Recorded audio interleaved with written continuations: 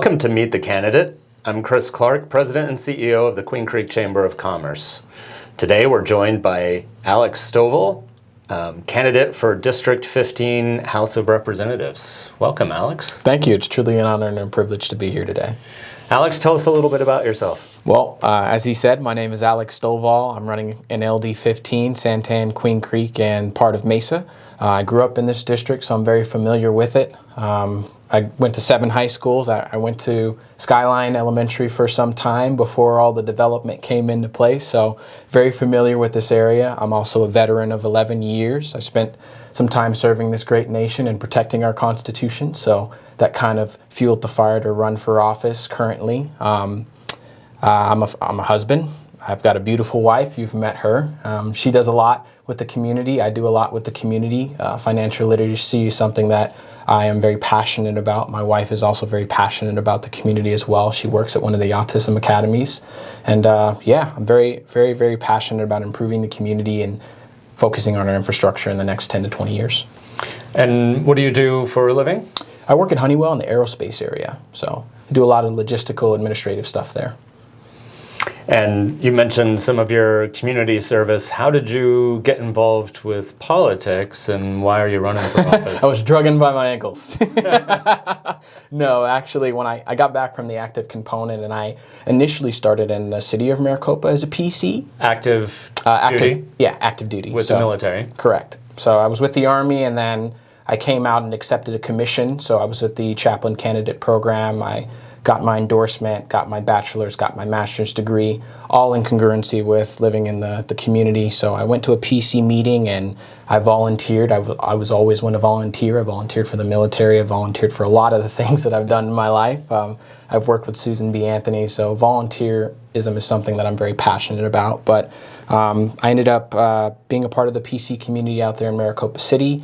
Later on, someone asked me to work the Trump victory campaign back in 2020. And then from there, I got involved at the federal level. And then from the federal level, I realized just how much there was a need for young leaders in the community to actually come back and give back and have perspective and speak to things that have happened and the things that could potentially happen moving forward in the future.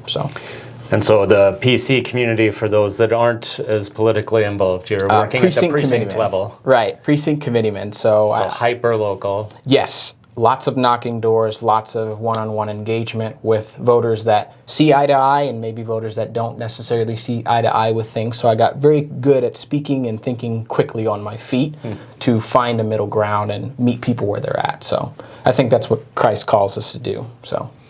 And so you saw the opening for the House of Representatives, or that was your target? You know, it's something that God kind of led me into. Had some discussions and conversations with people in the community, some needs and concerns that weren't being met, and then I thought to myself, well, I know how to get involved and fix some of those issues, and maybe so even address them at the level that they wanted me to. So I threw my hat in the ring. I'm a willing conduit. I can't speak for everybody, but I'm happy to do it. I love serving. It gives me purpose. And so, speaking of that, what are some of those issues that you saw that you want to be working on? Yeah, so as a veteran, I'm very passionate about the veteran community.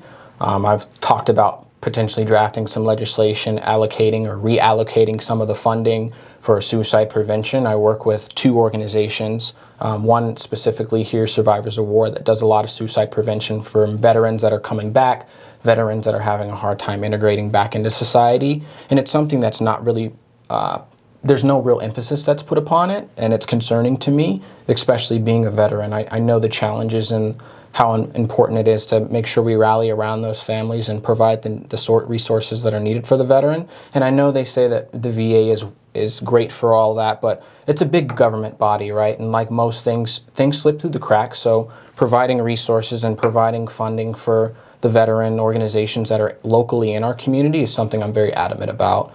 And then I would say school choice is a big thing. I was fortunate enough to go to 7 different high schools all over the community, all over Phoenix rather, and I spent a lot of time bouncing around, and retention funding is not something that I see a lot of with some of the school districts, public schools, private schools, and charter schools. So that's something I'd like to try and potentially see how we can allocate some of our giant budget for school into that pot of money to hopefully help improve, develop, and help kids really grow and give them opportunities like I had. I'd like to say I'm a product of the American dream, and if it wasn't for people that were willing to give me a scholarship to the private school that I went to for the duration that I spent there, it could have completely changed and altered my life in a negative way. So just the importance of school choice, and I was blessed to have that opportunity. I think there are more in the community that could benefit from that, so I'm a huge advocate for that. And then I would say also with the infrastructure, bringing back that $87.5 million for infrastructure to developing the 24. I know you've experienced it, and other people that are probably watching now have experienced the congestion and how challenging it is to get to and from the community, and ultimately bringing more infrastructure and building the community in a healthy way. I would say those are probably the top 3 priorities for me. Yeah, we're hopeful that the $87 million was previously allocated that you're referring to for State Route 24, which will help with the interchange at Ironwood, as well as some right-of-way and a few improvements. And then it's been pulled back, but hopefully in the budget process we'll see some of that come back, if not all. Yeah. But you're right, we do need a lot more for infrastructure, particularly here in the East Valley. There's a lot going on in the West Valley. So how do you see that? And if the $87 million is already taken care of before you take office, what else would you want to see happen over there?